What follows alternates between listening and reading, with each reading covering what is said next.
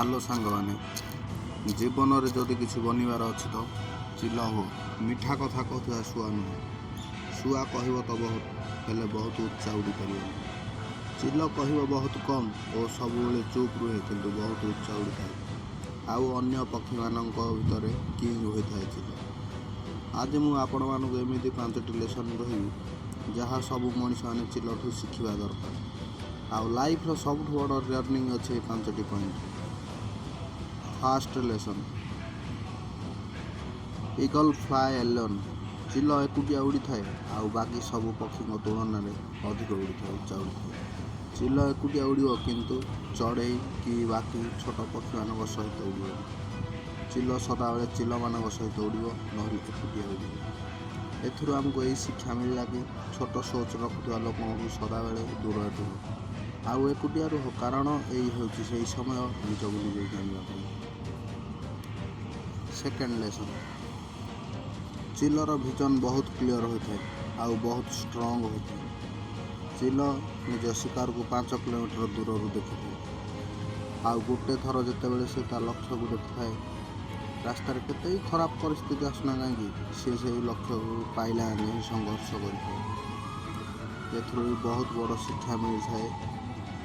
ନିଜ vision clear ରଖ, ଆଉ ତାକୁ ପାଇବା ପାଇଁ ତୁମ ରାସ୍ତାରେ କେତେ ବି ଖରାପ ପରିସ୍ଥିତି ଆସୁନା କାହିଁକି, ତା'ର ସାମ୍ନା କର, ଆଉ ସେହି ଲକ୍ଷ୍ୟକୁ ପାଇକି ହିଁ ଦମ୍ ନିଅ। ଥାର୍ଡ଼ ଲେସନ୍, ଚିଲ କେବେ ବି ମଲା ଜୀବକୁ ଖାଇବନି। ସେ ସବୁବେଳେ ଜିଅନ୍ତା ଶିକାର କରେ। ଆଉ ଏଥିରୁ ଆମକୁ ଏହି ଶିକ୍ଷା ମିଳୁଛି ଯେ ଯେଉଁଟା ଆମର ପାଷ୍ଟ ସେ ମରିଯାଇଛି, ଆଉ ସେ ମଲା ସଢ଼ା ଥଟ୍ ଉପରେ ଧ୍ୟାନ ନ ଦେଇ ତୁମର ଆସିବା ଫ୍ରେଶ୍ ଜୀବନ ଉପରେ ଧ୍ୟାନ ଦିଅ। ତୁମ ପାଷ୍ଟ ଜୀବନ ଯେଉଁଟାକି ତୁମକୁ ହଇରାଣ କରୁଛି, ତାକୁ ସେଇଠି ରହିବାକୁ ଦିଅ ଯେଉଁଟା ତା ଜାଗା। ଆଉ ତୁମ ପାଷ୍ଟର ଜାଗା ତୁମ ପାଷ୍ଟରେ, ତାକୁ ପ୍ରେଜେଣ୍ଟକୁ ଆଣିବାକୁ ଜାଗା ଦିଅନି। ଗୋଟେ ଥର ଯଦି ତୁମର ପାଷ୍ଟ ତୁମର ପ୍ରେଜେଣ୍ଟକୁ ଆସିଲା, ତ ତୁମ ପାଷ୍ଟ ତୁମକୁ କେବେ ହେଲେ ତୁମ ପ୍ରେଜେଣ୍ଟରେ ରହିବାକୁ ଦେବନି।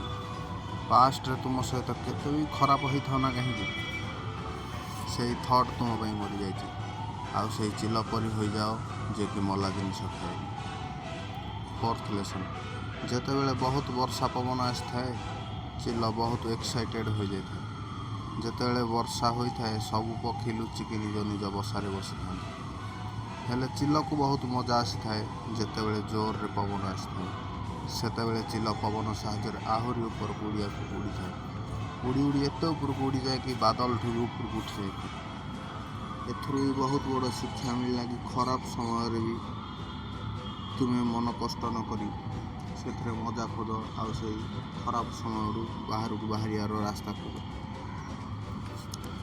ଗୋଟେ ଥର ନେପୋଲିଅନ୍ ହିଲ୍ କହିଥିଲେ କି ସବୁ ବଡ଼ ଫେଲୁଅର୍ ଆସିଲା ବେଳେ ବହୁତ କଷ୍ଟ ଦିଏ, ଆଉ ଯେତେବେଳେ ସେ ଯାଏ ତୁମକୁ ଗୋଟେ ବଡ଼ ସକ୍ସେସ୍ ଦେଇକି ଯାଇଥାଏ।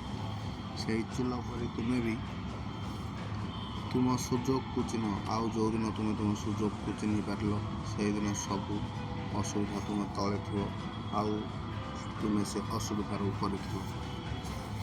ଫାଇଭ୍ଥ ଲେସନ୍ ଆଣ୍ଡ ଫାଇନାଲ୍, ଚିଲ ସବୁବେଳେ ତା ବସାରୁ ନରମ ଘାସ ବା ନରମ ଡାଳକୁ କାଢ଼ି ଦେଇଥାଏ। କାହିଁକି ନା ଚିଲ ଜାଣିଥାଏ କି ସେଇ ବସାରେ ରହିଲେ ତା ପିଲା କମ୍ଫର୍ଟେବୁଲ୍ ହୋଇଯିବ। ସିଏ ସେଥିପାଇଁ ନରମ ଘାସ ନରମ ଡାଳରୁ କାଢ଼ି ଦିଏ, ଯେଉଁ କାରଣରୁ ଚିଲର ଛୁଆ ସେଥିରେ ଅନକମ୍ଫର୍ଟେବୁଲ୍ ହୋଇଯାଏ।